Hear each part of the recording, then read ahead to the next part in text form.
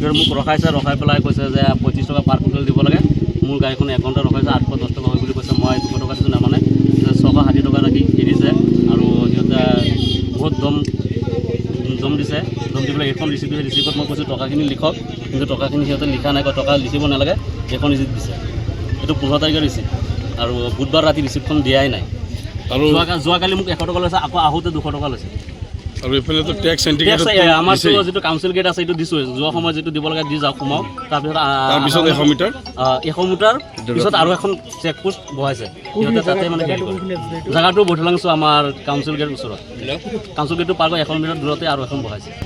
আমি আজি বজাৰত যাব আছিলোঁ, হামৰেং বজাৰত যাব আছিলোঁ। আমি গৈ পেলাই প্ৰথমত সুধিছোঁ যে বোলে হেৰি যোনটো কাউন্সিল গেট আছে, কাউন্সিল গেটত আমি পইচা দিলোঁ, দি পেলাই আকৌ এইটো গেটে তোমালোক 100 মিটাৰৰ দূৰত্বত সুধিলোঁ বোলে হেৰি কি কয় এইটো কি গেট কৈছে, এইটো চেক গেট, এইটো কণী, আলু, পিঁয়াজ যি আছে আৰু গাড়ীত যি মাল আছে চবৰে টেক্স দিব লাগিব। আলুৰ ইমান লিষ্ট এখন ওলাই দিছে আমাক, দেখাইছে এইটো। আমি কৈছোঁ তেনেহ'লে গাড়ী ইয়াতে ডিছকাউণ্ট আছে, আমি বজাৰত যাব লাগে, ডিছকাউণ্ট গাড়ী আছে বজাৰত। এতিয়া গ'লে এটা মানে গাড়ী চেকিং কৰিবলৈ বহুত সময় লাগিব, বজাৰ দেখোন ইয়াতে হ'ব। কয় তহঁতে আগা পিছা কৰি আহিবি, আধা ঘণ্টা আগা পিছা।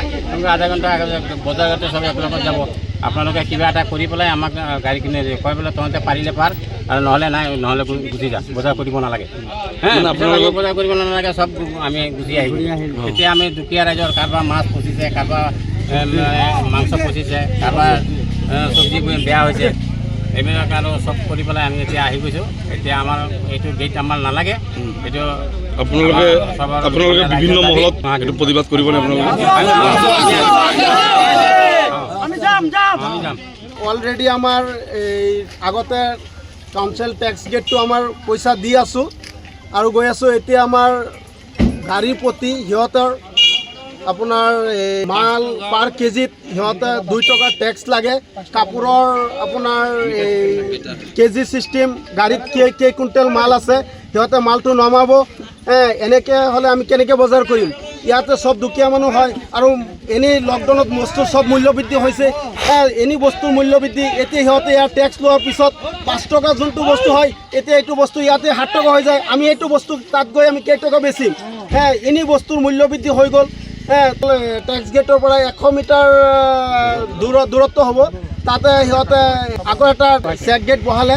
তাতে বস্তুখিনি সিহঁতে এটা গাড়ী আহিব, অহাৰ পিছত সিহঁতে গাড়ী চেক কৰিব, চেক কৰি গাড়ীত কিমান মাল আছে সেইটো মাল প্ৰতি সিহঁতৰ টেক্স দিব লাগে। আমি টেক্স দি পেলাই আধা ঘণ্টা সময় এটা গাড়ী প্ৰতি সিহঁতে কৈছে ল'ব।